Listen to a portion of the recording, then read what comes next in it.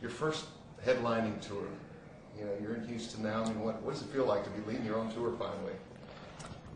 It's really exciting. We've been able to travel around everywhere, and it's just been so cool being able to see all the fans in different states, and it's amazing to see how fast they're like selling out and things like that. It's really exciting. Yeah. Now, can you give me an idea of what folks can expect tonight? You know, our show is very high energy. We're actually playing some new songs in the set, which is really cool, and you know, we're just having a good time out there. We while we were on the Hannah Montana tour, we kind of worked on this show, and we're creating some musical ideas and basically like you know, setting up the stage as well. And now to see it all come to life is pretty exciting. Now it's Valentine's Day. Any surprises for the fans in Houston tonight? Maybe. We can't give anything away, but it's going to be a good night. It's exciting that we can play for so many people on Valentine's Day. I wouldn't think about going to a concert on Valentine's Day. Can't promise any like chocolates to everybody, but we can promise that you're gonna have fun tonight. Yeah, absolutely. Now it seems like everywhere you guys go, hysteria follows. What's that like? I mean, does that ever get kind of tough sometimes? It usually never gets tough. It's a little. Sometimes it kind of freaks us out because we're not expecting it, and we just like we turn the corner to the venue and there's people waiting outside and fans are screaming, and it's kind of just like you kind of think, for us, this is crazy. Yeah, we live our life every day as if we're like normal guys and just hanging out. And we get to play music, and we kind of forget that we have, you know, fans and stuff sometimes, and it's pretty awesome. Well, you know, I was outside when you guys pulled up in the bus, and Nick was standing in front of the bus, waving at the fans out there, and when it was all over, they were shaking and crying out there. I mean, what do you think about that? You know, I think the fans kind of crying and going crazy whenever we, you know, sometimes we're around. It's just funny to us. We're just normal guys, you know, living a lot of people's dreams, and we're just really blessed to have the opportunities that we do. And you know, I didn't think I was that ugly. And they're just screaming, and it's pretty funny. Well, now I heard through my twin daughter's grapevine that you guys were spotted at a Denny's last night. Can you do that anymore? I mean, Denny's? Go out in public? I don't think we were at a Denny's last night. You didn't we didn't go to the Denny's last night. Where were we last night? We were at we were actually at a basketball game last night, the Rockets, and it was actually amazing. We got to meet Yao Ming, and he was really tall. Yeah, so they were the whole team was awesome. The game, we sat on the floor and got to watch right at the buzzer. He shot the winning basket. And it just, the whole game was amazing. We had a great time, and we get to do actually a lot of cool things, like sit courtside at a basketball game and things like that. So it really pays off. Everything we do, we have fun. We have fun doing it. It's really cool. We get to experience life, but in a tour bus.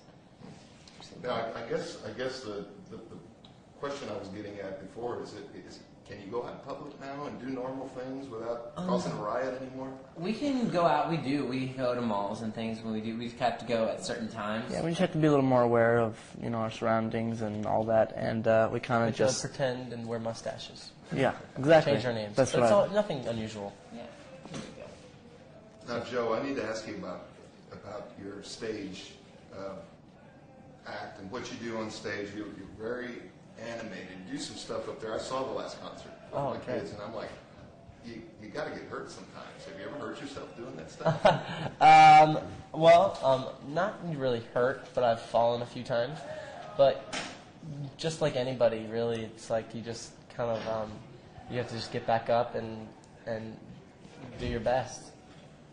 How do you prepare for those types of stunts, cartwheels, all that kind of stuff? We do a lot of stretching before the concert and preparation, and we rehearse a lot before the tour starts, so we know what we can do on the stage and what we can't do on stage, and how to be aware. Everything we do we start with mats, and we start with we really go over what our surroundings are, so we don't fall and trip anywhere. Sure.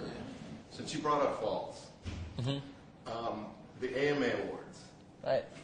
There must have been millions of young teenagers across the country that fell out of their chairs when that happened. My question is, have your brothers been unmercifully tough on you after that? And how did you manage to keep your concentration and get up and continue to perform? Well, I don't think they were tough on me at all. They were really encouraging. I think they've been in situations where I've had to encourage them through a tough fall or things like that. But really, it's just you have to get up and do your best and not worry about what happens. Yeah. I'm going to take a step back here in regards to your tour. Now, it's my understanding that you've done something different this year, or with your tour, to make ticket buying a little easier for your fans, a little fairer for your fans. Yeah. So tell me about that. One of the things on this tour that we wanted to do was really be able to give our fans the tickets to the shows. And on the Hannah Montana tour, the scalpers were a big problem. So what we decided to do was make the first 20 rows of each venue only available at the box office.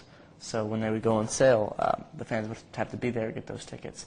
And it worked out really nicely, and every night, there's just so much energy right there, while you're playing. And it makes the whole experience really fun, and we're happy that we did it.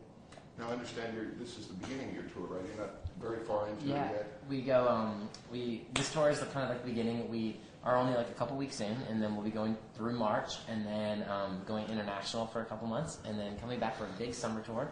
And then actually releasing our third record in August. So it should be a lot of fun. Awesome. I've asked you a bunch of questions. Is there anything that you guys want to add about your tour, about your show, what you have plans for the future? We are really excited because we have a movie coming out a Disney Channel movie coming out in June that we're really excited about. It's called Camp Rock. Make sure to stay tuned for that. And if you haven't already, go pick up our CD that's out right now. It's called Jonas Brothers. And we're on our When You Look Me in the Eyes tour with our brand new single, When You Look Me in the Eyes. So make sure to call your local radio stations and request that song because we want it to go to #1 this time. So we're excited. Now that you guys are, I guess, officially Disney cast members like I am, how does it feel to work for Mickey Mouse now? It's fun. I think Disney is one of the best companies in the world, and the fact that we're able to be a part of the family is really cool. We're honored. Tell us a little bit about your show that's upcoming on the Disney Channel. Just what can people expect? Yeah, our TV show is called Jonas, and it stands for Junior Operatives Networking as Spies. And we are a band, and that's our cover for being international spies. We're very excited about it, and we can't wait to start working on it and start production on it. The writer's strike has kind of postponed that a little bit, but it's okay. That means we get to go out on tour more and see our fans, and we're just really happy to get that.